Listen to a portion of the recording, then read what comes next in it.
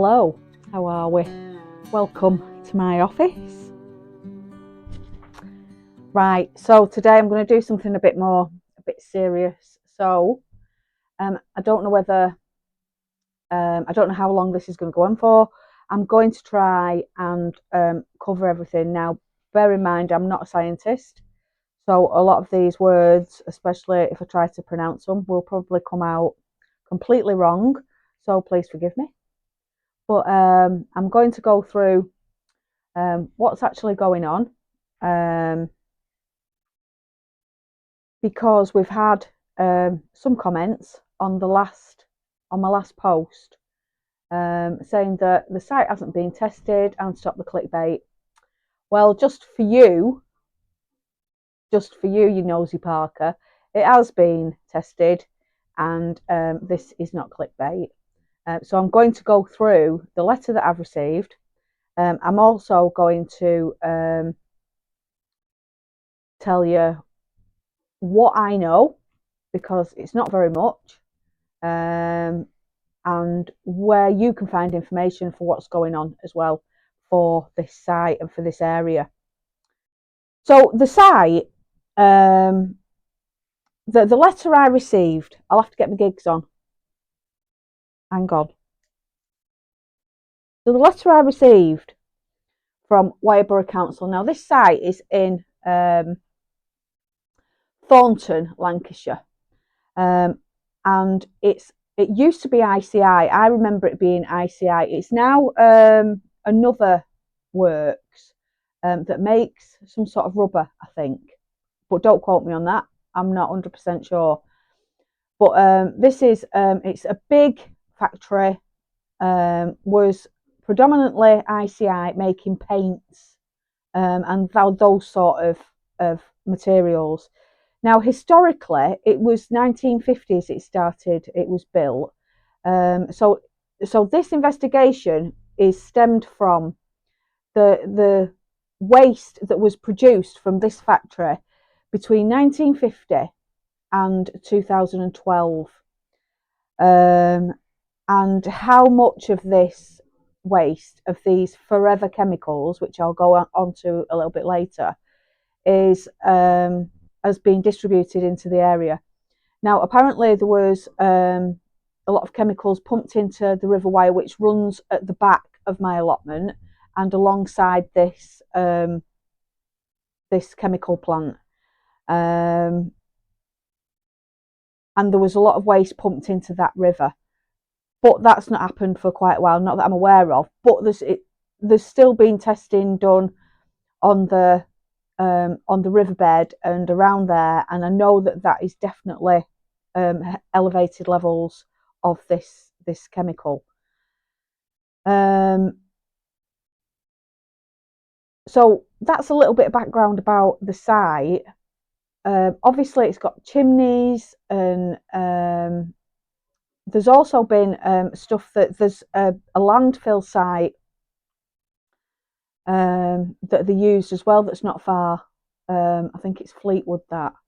And they were putting a lot of stuff in there as well. So the contamination isn't just Thornton, it can spread, it's spreading up to, I think it's Fleetwood.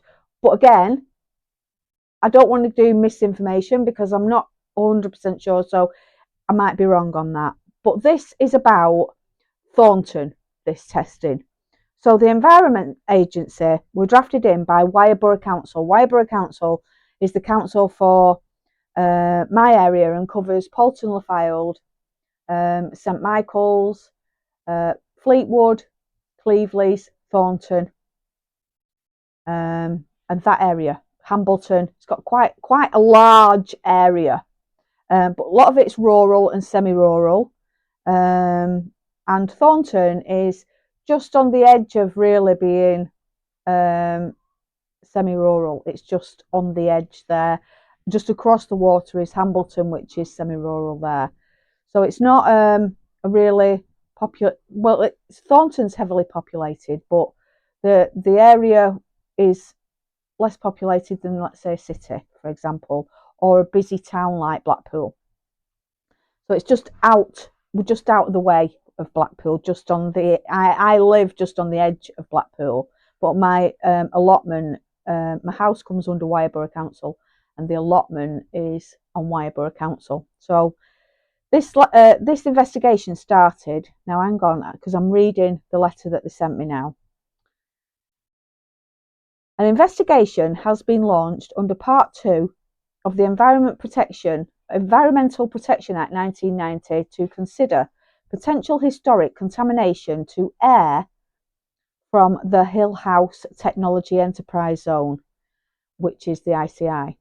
This relates to the release of a chemical called, now bear with me with this, perfluorooctanoic acid, which is PFOA.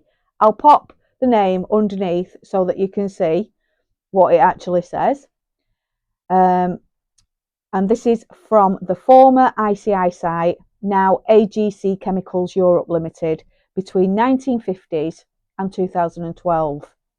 Sampling at my allotment site has been carried out by the Environment Agency, and preliminary results indicate that PFOA is present in the soil samples taken.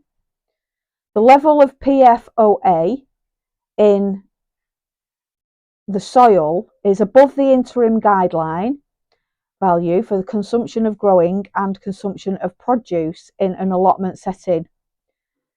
These provisional results provide an initial snapshot of potential contamination within the soil. Their purpose is to act as a trigger for more detailed sampling and assessment by the scientists to provide a better understanding of the contamination and the ways in which people use the allotment might come into contact with it.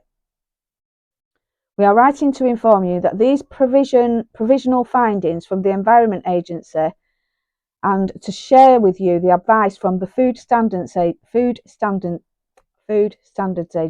which is the FSA, which is the body for England and Wales for looking over the safety of our food and for the consumption of our food and how safe it is for humans. This body exists to protect public health from risks arising from the consumption of food, which I just said. The FSA advises soil results indicate that levels of PFOA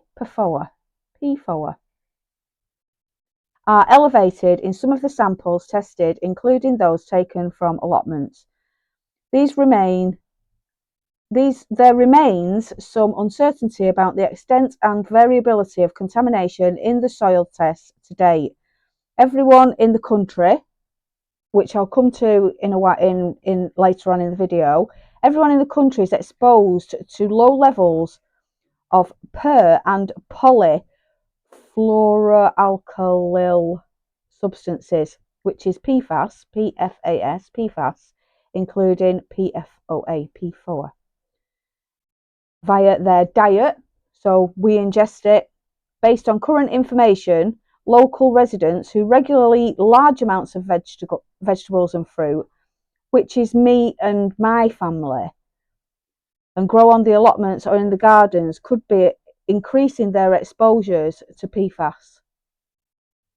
While those that eat occasional and modest intakes are unlikely to have a great long-term background, greatly affected long-term. So that means that I'm affected, doesn't it? Various contaminants can be present in the soil. The FSA advised to wash fruit and vegetables with water before consuming to remove soil and dust, as well as general hygiene reasons such as removing harmful bacteria. Peeling vegetables can also remove more soil and bacteria. And it goes on. So what's happening now, basically, is that the Environment Agency will be sending in more scientists to do further testing. So they've asked if I'd be willing to give up some of my vegetables. So yeah, I've sent them an email, and I've just asked because I wanted, I need some answers to this. I've got questions. So let me read through this. I would welcome the Environment Agency. So I've started it off with the, your blah blah, thank you for the email and la la la la. I would welcome the Environment Agency to help themselves to vegetables from my plot for testing. There are parsnips and beetroot for root vegetables, and the rest are above ground brassicas. I do have a couple of questions though, if you could possibly find me the answers. As PFAS are known to lower immune response and are linked to liver and kidney diseases, which I'll go to in a second, will the veg I grow cause additional problems in someone with severe systemic lupus erythematosus, SLE, Sjogren's syndrome, and vasculitis? 2. As the site is primarily used to grow vegetables for consumption, should I stop growing until testing is complete? 3. If the site is found to have contaminated land, will the site close as a safeguard measure and will plot holders be relocated? Put that my daughter has very complicated medical history, which I think I've gone through in some sort of minor detail, is that she has a very complicated medical history. She's got numerous things going on. One of them is autoimmune disease. She has lupus, which is a primary disease that she's got. And this affects her joints and her skin, and it affects her eyes more than anything else. It affects her eyes. So last year she had a full corneal transplant because her eye popped. Can you believe?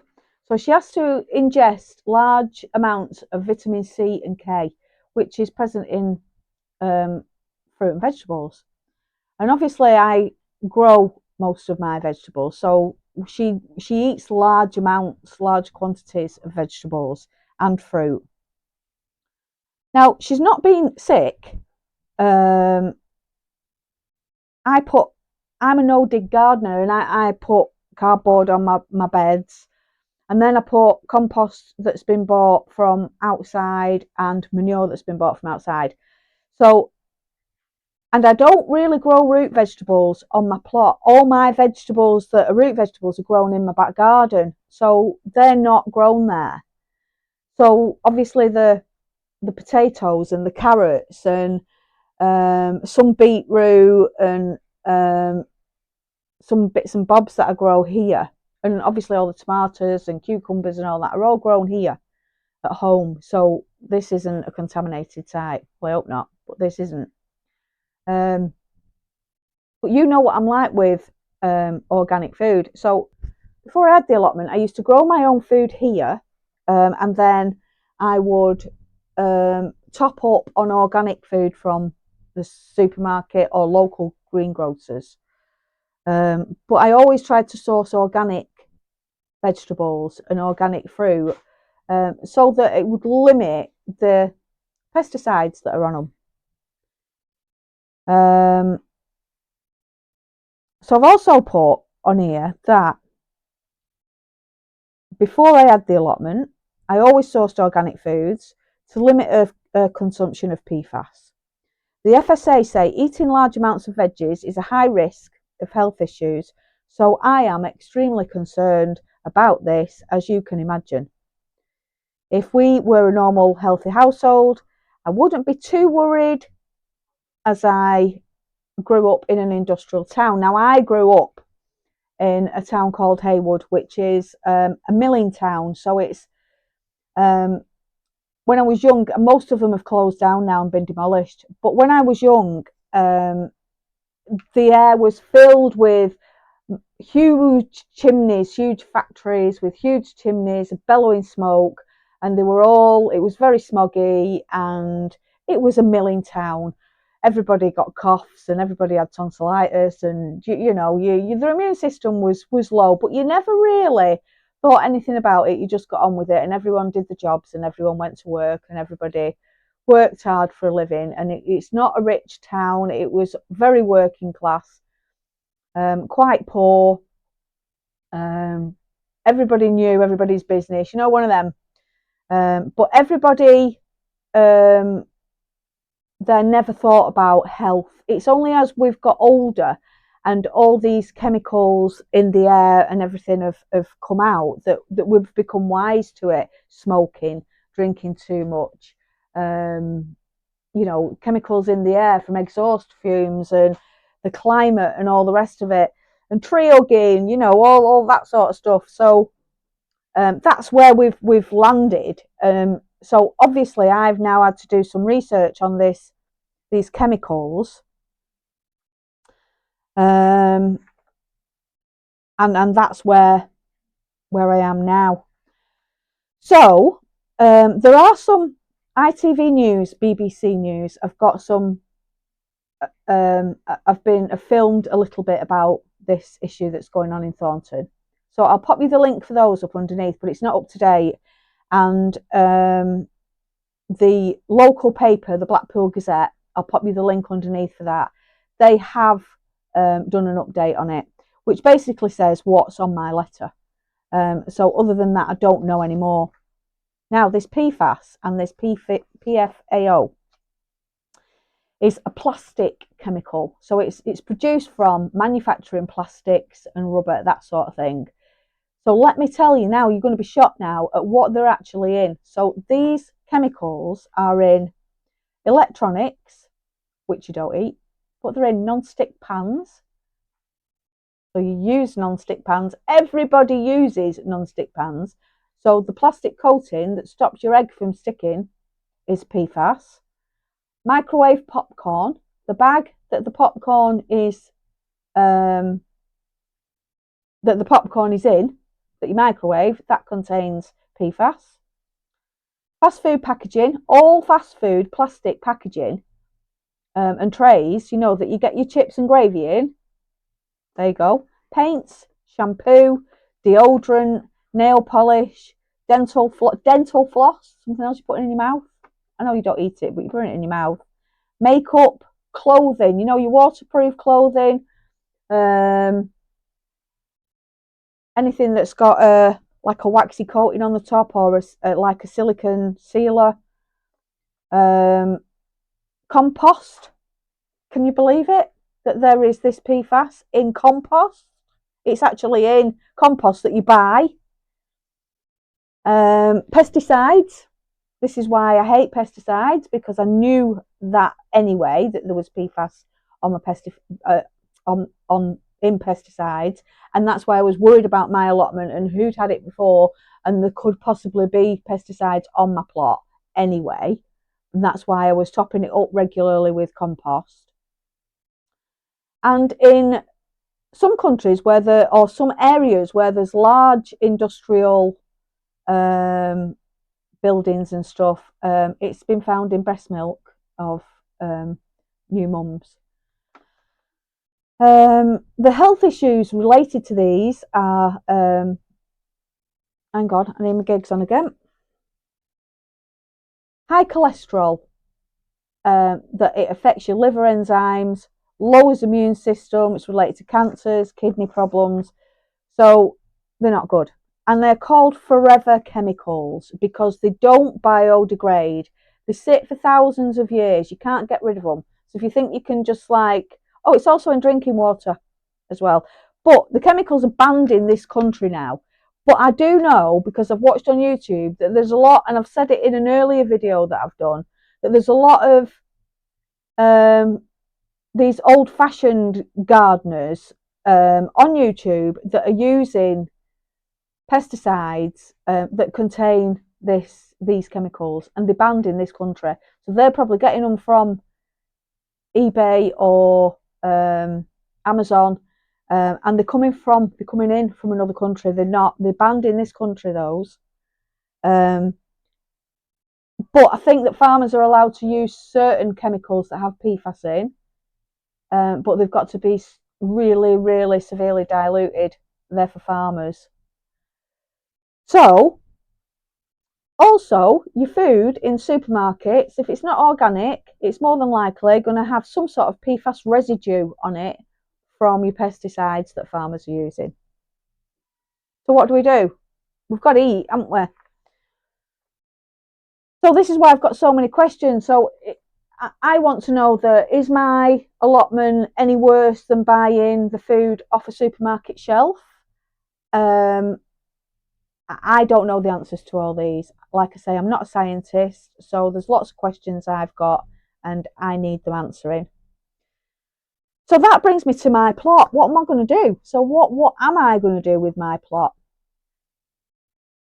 I don't really know, because I spent all Sunday after reading that either to death and extremely upset, because the allotment, my plot, is my happy place. That's where I go to wind down and relax. Life's hectic enough as it is, and I go there and I sit there and I watch the birds, and I sit and stare at a plant for a bit, and it probably looks at me and goes, "What are you looking at?" But that makes me happy. I'm happy. I go and sit and stare at my plants, and I'm happy doing that, and that makes me feel happy. It makes me feel more in touch with nature and feel like I'm doing something good for the planet. So what do I do with it?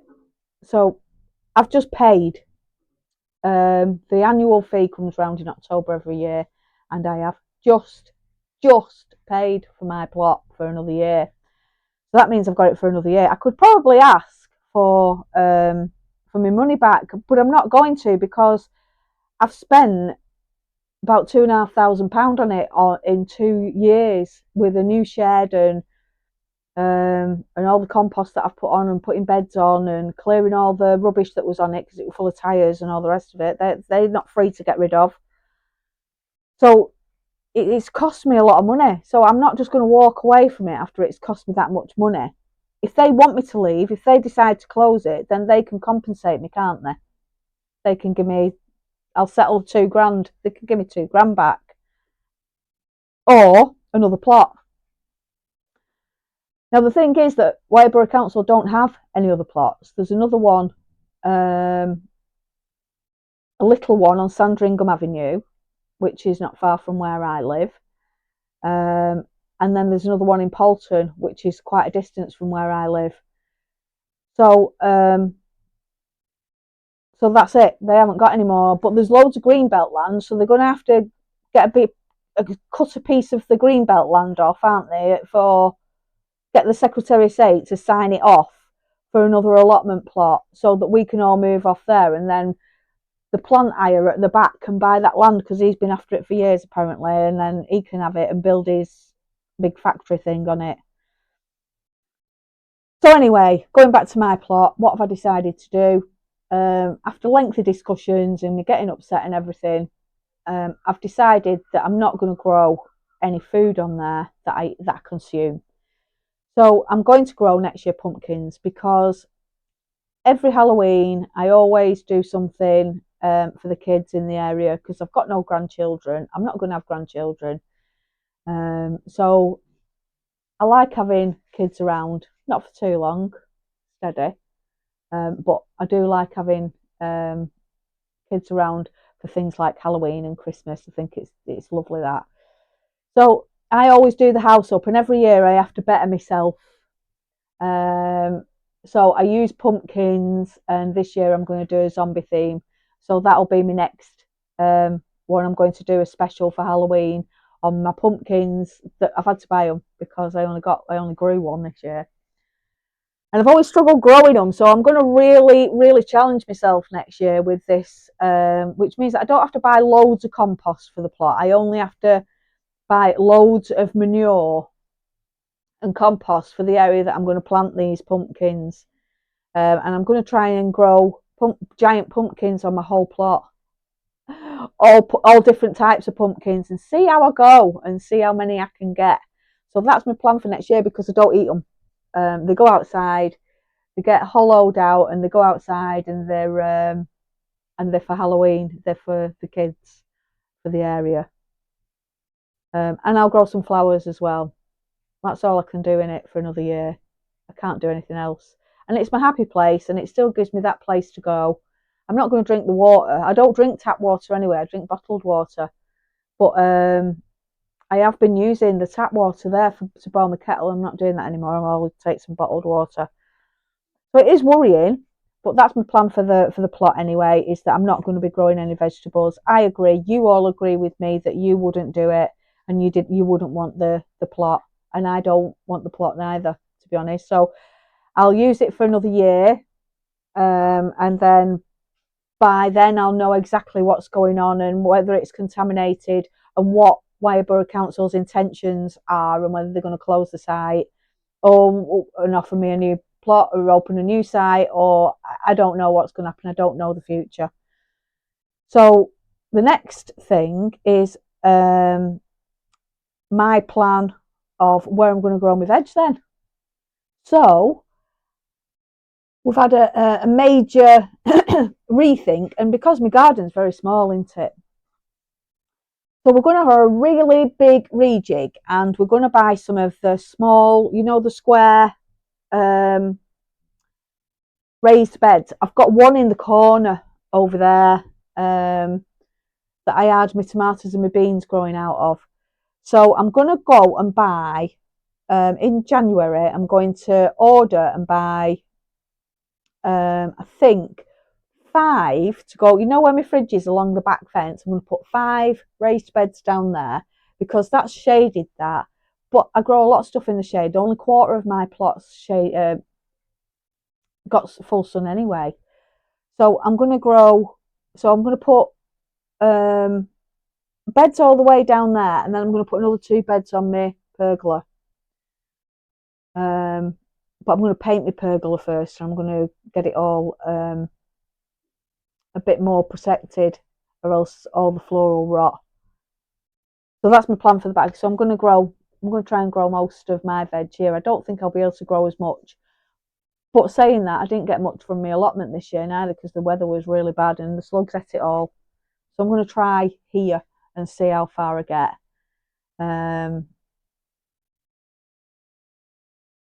There's no harm in trying, is there? And I've got my greenhouse, obviously, so I'll be able to get all my seedlings started. And obviously I'm going to concentrate, and I'll put sunflowers on my plot as well, because I don't eat them neither. They go to the mice and the wildlife in the area. So that's my plan. So I hope that was as informative as I can give you about the ongoings and what's going on in Thornton. There's no information that no further information that I've got, but as soon as I get more information, then I'll update you. I have bought loads of seeds, and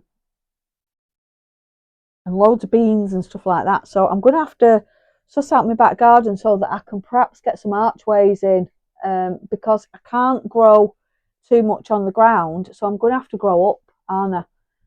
So that's going to be my plan anyway for next year.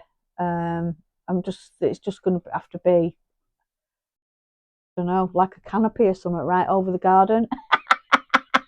Oh, think big, eh? I don't know. But I've bought a load of seeds, so I'll go through them on the next video with you, because this one's just too long, and I just wanted to update you on what was actually going on, what these forever chemicals are, and what I know about them, which is probably just as much as you do. Thanks for watching.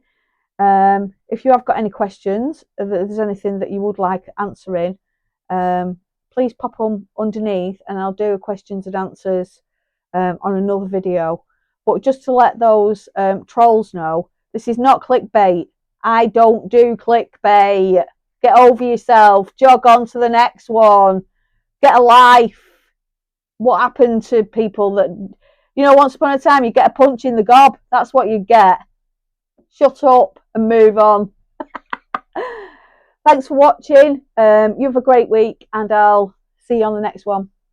Bye for now. Bye.